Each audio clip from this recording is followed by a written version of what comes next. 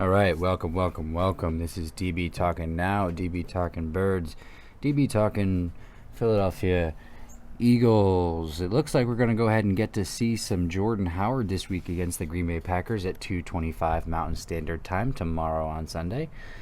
It looks like he was elevated from the practice squad this week to the active roster, so that should be exciting. That's kind of something that I've been screaming for since we did go ahead and sign him to the practice squad, and since the rumors first came out that he could possibly be coming back to Philadelphia.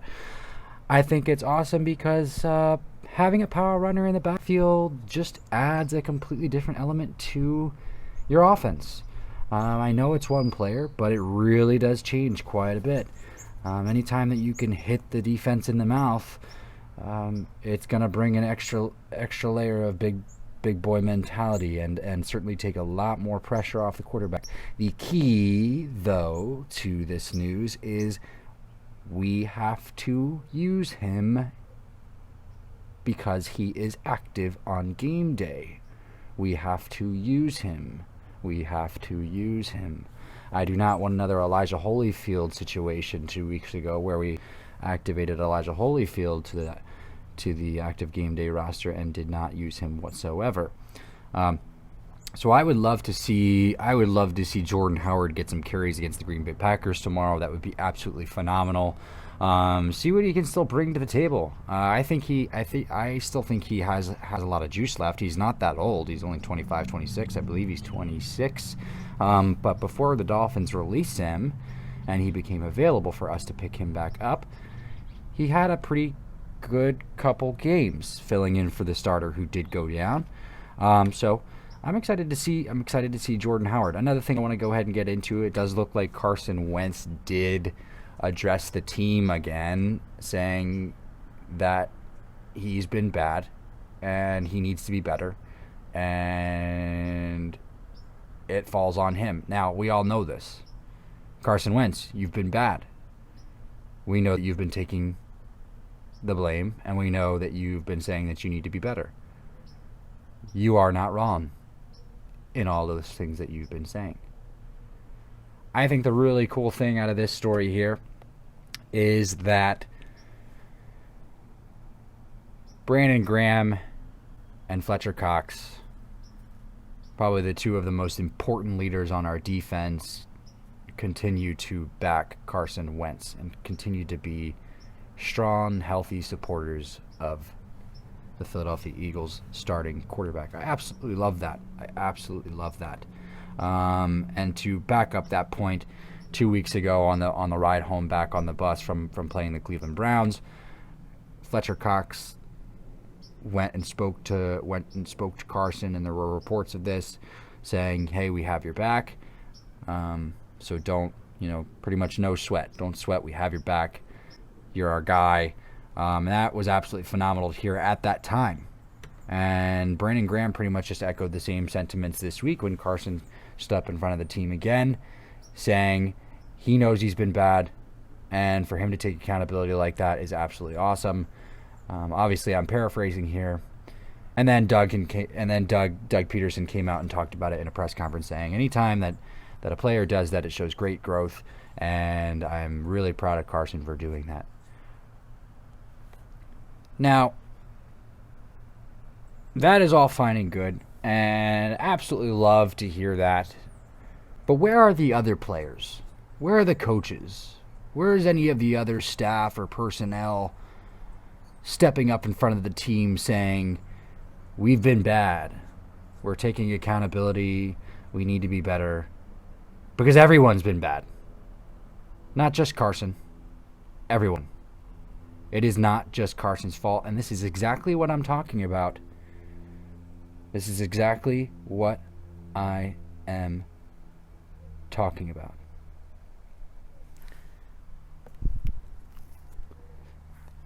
It's like the helpless kid on the schoolyard who gets blamed for everything because nobody likes him, when clearly it was the group of bullies who decided to break the classroom window with the rock at recess.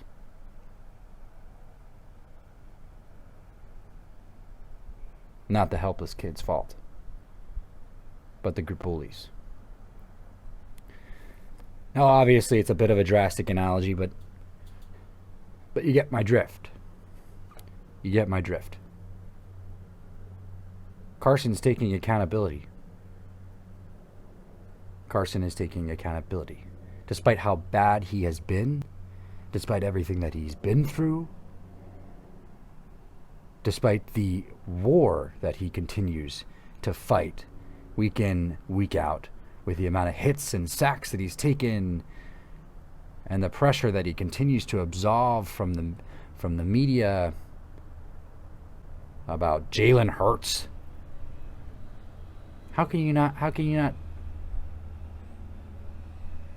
love this guy? How can you not end up loving this guy? He's showing you everything that you want to see in a franchise quarterback. And it's absolutely brilliant. It's absolutely brilliant. He's doing a phenomenal job of being a franchise quarterback right now. He's trying to lead. He's trying to be a leader. Frankly, the fact that nobody else is stepping up, and we don't know if nobody else is stepping up. There's probably some other players. Maybe. But the fact that coaches aren't doing it, we're not hearing about coaches doing it, is a huge issue for me. It's a huge issue for me. They're letting this man take the blame for the complete debacle of a franchise right before our very eyes.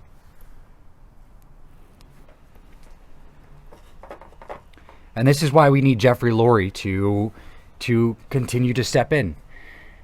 We need Jeffrey Lurie to continue to step in because, as I said in past streams, if Doug Peterson has not done it at this point, he will not do it. Take a stronger stance on his accountability than he has so already. And Howie Roseman, of course, will never do it because, as Orlando Scandrick so beautifully and brilliantly pointed out, he is a snake weasel. A snake weasel who will never take fault for anything. Absolutely anything whatsoever. So, moving forward, I'm really excited about seeing Jordan Howard. The possibility of seeing Jordan Howard tomorrow, him getting a few snaps here and there. I believe that it's going to pay some huge dividends as long as we use him in short yardage situations, 3-and-4s, 3-and-2s, 3rd-and-1s, that sort of thing. You know, against the Seahawks, it was a 4th-and-3, or it was a 3rd-and-3, and we did a QB sneak 3 yards. 3 yards. Doing a QB sneak 3 yards out is pretty darn dangerous. It's pretty darn dangerous. You're going straight up the middle against defensive tackles and defensive linemen all crashing in around you, and for a quarterback that is absolutely 100%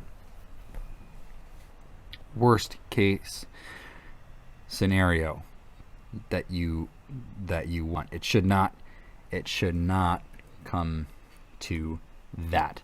And that is what I mean when we could have used Elijah Holyfield there, or we could have used a Jordan Howard there. I mean, yes, granted, Carson Wentz did pick up the first down because Carson Wentz, above all else, is a gutsy quarterback. So, as we've spoken about it before, Doug Peterson in his press conference last week did speak about the possibility, or earlier this week did speak about how he should possibly how he should ponder giving up play calling duties, and then a little bit later in the week he came and said, well, we kind of have already done that a little bit. You know, if that's the case, Doug, just get it all out in one press conference. You don't have to like lead us on like a promiscuous girlfriend. You can just get it all out in one press conference and say, "Hey, we've already done that a little bit, and we've given Press Taylor some play calling responsibility. We've given Rich Scangreo some play calling responsibility in the 2 minute offense." That was the huge thing to take away from that press conference is that Rich Scangreo is the one who's been pretty much doing the play calling for the 2 minute offense. With that said, if there is one of the few bright spots that you can take away from the offense this season for the Philadelphia Eagles in this absolute disastrous nightmare of a season, one of those few bright spots is the 2 minute offense. It is the 2 minute offense. So question being, why not give Rich Scangreo a little bit more play calling responsibility? Why not? Couldn't hurt. Wouldn't hurt you, would it? The signs are there. Looks good. Let's roll with it. Because everything else you've been putting out absolutely sucks. Absolutely sucks. And they want to give Press Taylor play calling responsibility, and they've been doing that. So I want to get into this here. Look, I don't really agree with the fact that they're giving Press Taylor the more play calling responsibility, or giving him play calling responsibility at all. I don't want to see Press Taylor calling plays.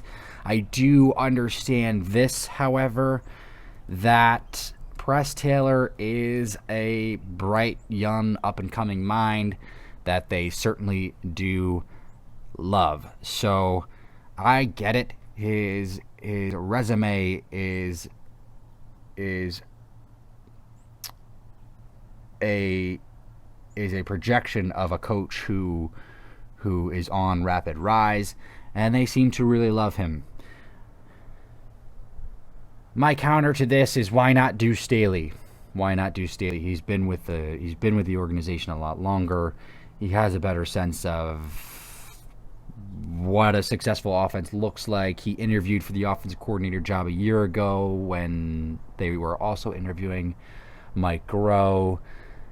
Reports were back at that time that Deuce proposed some pretty interesting things and some pretty great things, and that the interview went really, really well. They just decided to go with Mike Groh, which obviously, as we know, was a complete disaster. But,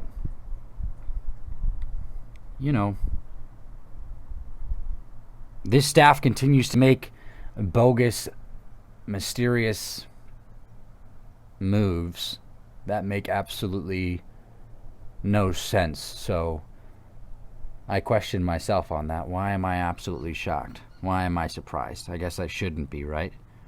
I guess I shouldn't be. Like giving Alshon Jeffrey more playing time when he only has four or five games left as a Philadelphia Eagle. Doesn't make any sense. Doesn't make any sense. You took a significant amount of snaps away from a young, emerging Travis Fulgham, who was surprising everyone and shocking everyone, and the fans were absolutely falling in love with Travis Fulgham, and you go ahead and put in a man who hasn't done anything for about a year and a half, and his last days as an Eagle end after this season. So makes absolutely no sense. Makes absolutely no sense to me. Despite my lack of faith in the next 3 games, we play the Packers tomorrow in Lambeau in December against Aaron Rodgers. It's a tough place to play regardless. But in the wintertime, In the wintertime, it's an absolute nightmare. Just from hearing players talk about it, it's so cold. Hits, they sting.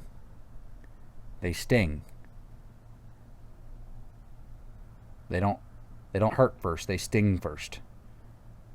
And that's worse. I'm from Philadelphia, Pennsylvania. I've experienced cold winters. I know what a frostbite feels like. Multiply that by 50. And that's what you got. And then we have the Saints. At home. And they're looking really good. Obviously, as they always do, because Sean Payton seems to always come out with a super efficient offense that can take on pretty much anyone or go to war with anyone, season in and season out. No doubt about that. And then we go ahead and play the young up and coming Arizona Cardinals, who hoist a young franchise quarterback in Kyler Murray, who seems to be setting the world on fire and really having an amazing start to his legacy.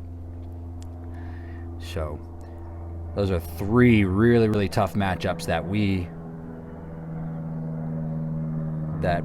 have to go up and go against, and they're all going to be very tough. So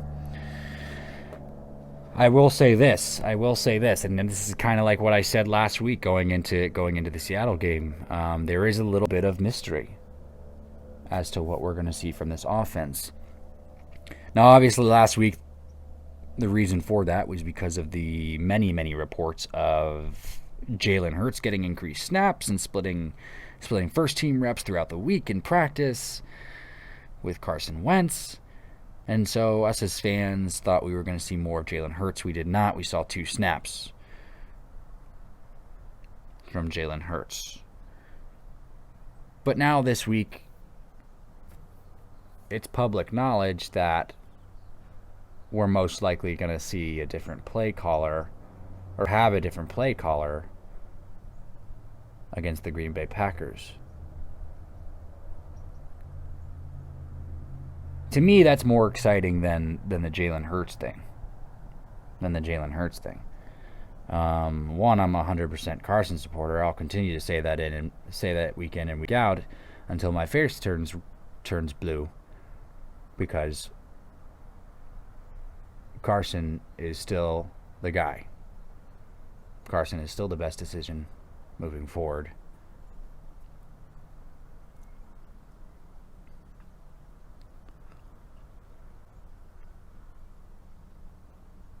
But I'm excited because I think it will add. It does add a certain layer of unpredictability, and we'll have to see what we see, I guess. Will it create a spark? I think it might. It's definitely going to create a fresh mind. And with that said, I go back to a previous interview that I referenced before, Inside the Birds with Jeff Mosher and Adam Kaplan, and they were speaking with former CEO or former president, Eagles president Joe Banner, about Andy Reid during his time in Philadelphia, and he would frequently change play callers for Sundays, and he would do it. And obviously this was a shock to hear because it's not something that we heard about back then. But he would do it because he wanted to keep the defense on their toes. The best way to eliminate any sense of predictability for your offense on Sundays was to change the mind behind the offense. But that's what makes Andy Reid. That's what makes Bill Belichick. Sean Payton. These guys just have a better knack for understanding the game. When is the right time to do something? When is it not? They just have a great feel for those types of decisions. And that's what makes a great head. That's the difference between a great head coach and an okay head coach. An elite head coach to an above average or average head coach.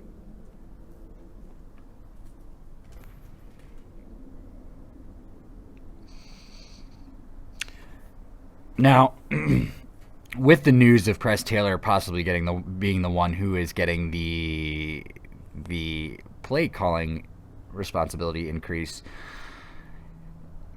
let's just go ahead and go over some stuff here. Why they like him. He started off as the quarterback's coach and graduate assistant at Tulsa, 2011-2012, and then became the Philadelphia Eagles offensive quality control coach, 2013-2015. And then from 2016 to 2017, Carson's rookie year and his phenomenal year where he took us 11-2 before he injured his knee in LA, he was the offensive quality control and assistant quarterbacks coach. Ding, ding, ding, ding, ding, ding, ding, ding, ding, ding, ding, ding, ding. There is the indicator right there. So, let's get rid of John DeFilippo and continue to promote the guy that we have our rocks off about right now. The following year, 2018 to 2019, he becomes Carson Wentz's quarterbacks coach.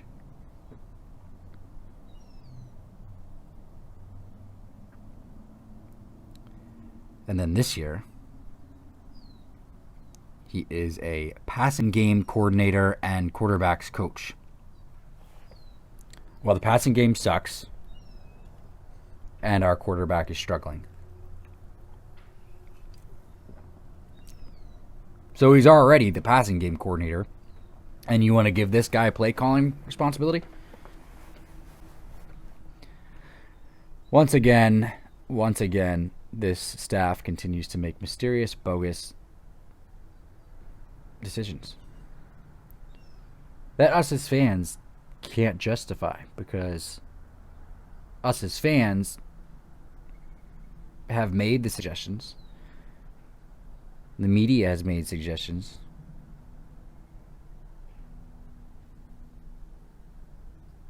Unless we're dumber than the staff, which this season I can't say that we are. Their decisions have just been that bad and that mind-boggling.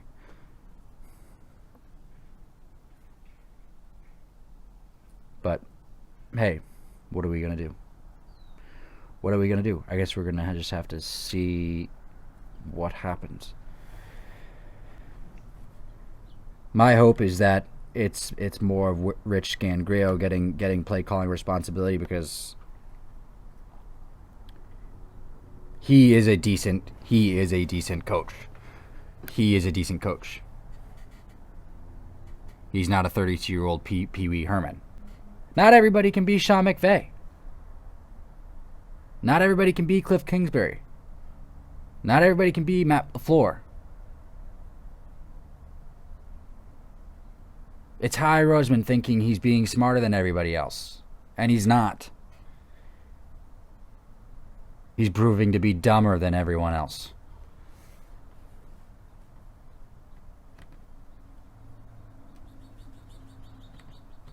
And that's the main takeaway here.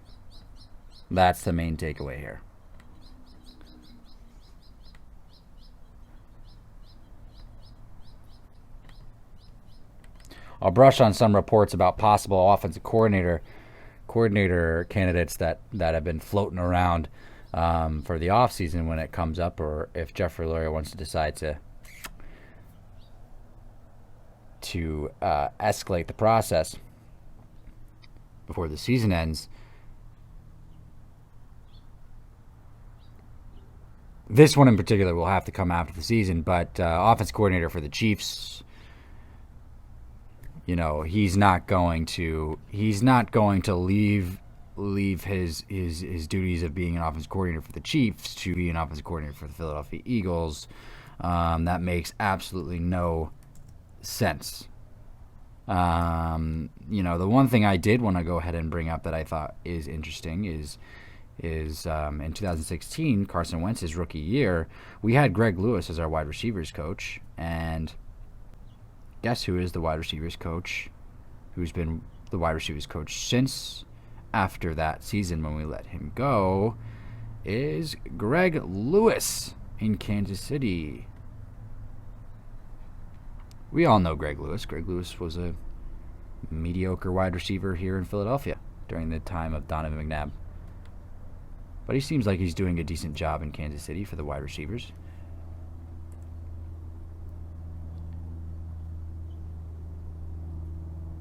He seems like he's doing a decent job in Kansas City for the wide receivers.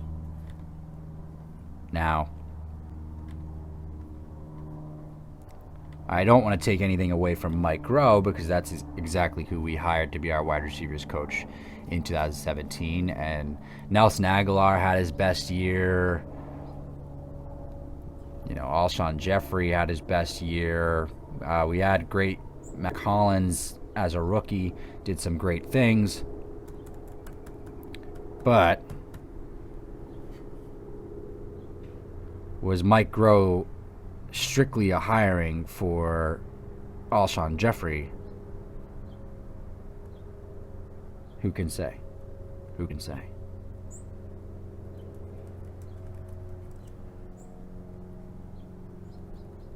Today is Saturday, and that means it is college football day, and so I will go ahead and talk about some of the prospects that I am excited about, because as of now, the Eagles have the 6th pick in the draft, as I've talked about before, but that pick does have the potential to be as high as pick number 3 in this year's draft. Now, as I've said before, I don't want to take Jamar Chase that high, LSU wide receiver Jamar Chase that high, unless he proves to have the potential of a Julio Jones, a DK Metcalf, someone of that nature. You get my drift. An elite wide receiver. We've seen it all too often where these guys go really high and they have the comparisons to players like Terrell Owens, Julio Jones, Antonio Brown, and they just don't pan out. And to back that up is a perfect example is wide receiver Corey Davis for the Tennessee Titans. Speaking of wide receiver Corey Davis. And wide receiver Corey Davis was compared to Terrell Owens coming out of college and going into the draft a couple years ago, because in college he looked like Terrell Owens.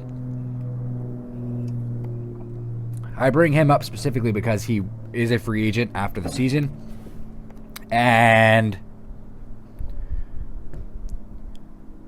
maybe it's worth taking a flyer on someone like that and relying upon the development of a John Hightower and Jalen Reagor and seeing what a new coach can bring to the development of those guys. And get another wide receiver in the 2nd round. Or do whatever or something of that nature. Anywhere from pick 3 to 6, I'm going to be very wary of taking an offensive skill player. I'm going to be very wary of that, and I think that we all should be. And maybe I'm a bit jaded because High Roseman's drafts have been absolutely freaking horrible. They've been nightmares.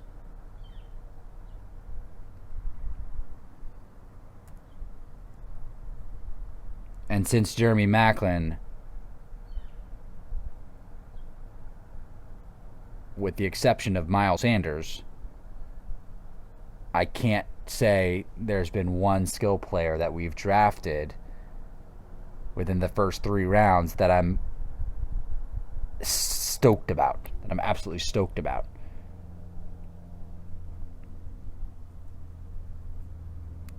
So I'm a bit jaded about us taking skill players, offensive skill players, in the first round, especially that high.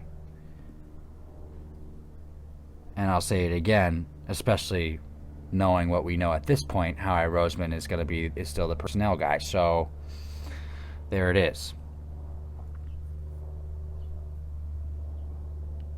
And we might not want to hear it. I mean, we might not want to say it. We might not want to see it. But if it's pick 3 to 6, that's what we're looking at.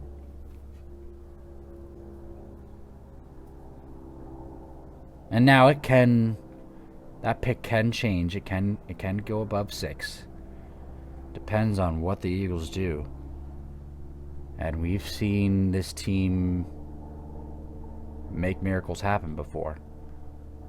But if it is pick 3 to 6,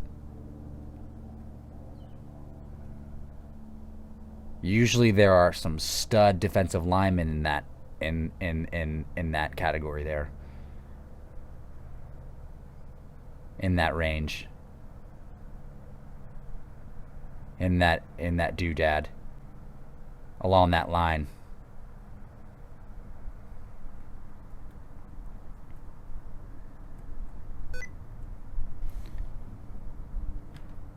Me, though, personally, as of now,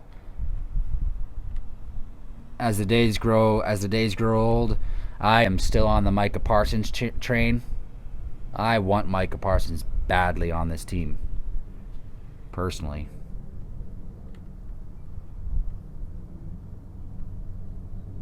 Completely honest with you, pick 6 may be a little too high for linebacker, but I don't care anymore. Go get a flashy playmaker at linebacker.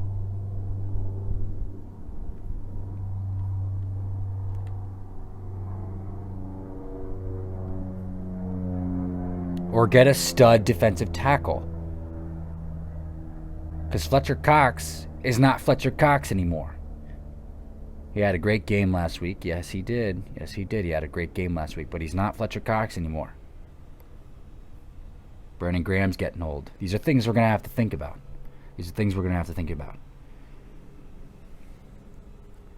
And they take up a lot of cap room. Speaking of cap room, that Brandon Brooks contract gets deeper and deeper as the years go on. That Brandon Brooks contract gets deeper and deeper as the years go on. And you know who else is a free agent in this offseason?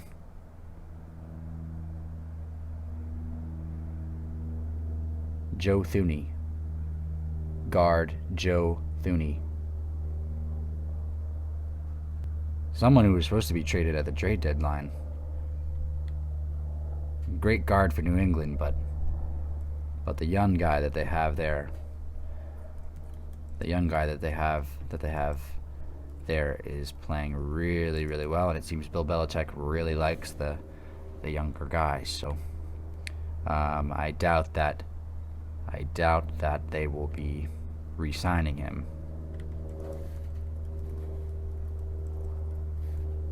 Do I want to get rid of Brandon Brooks? No, of course I don't want to get rid of Brandon Brooks, but these are things we got to start thinking about.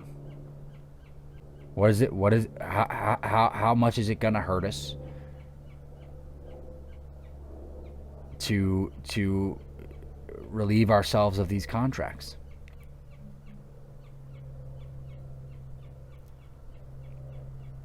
Right?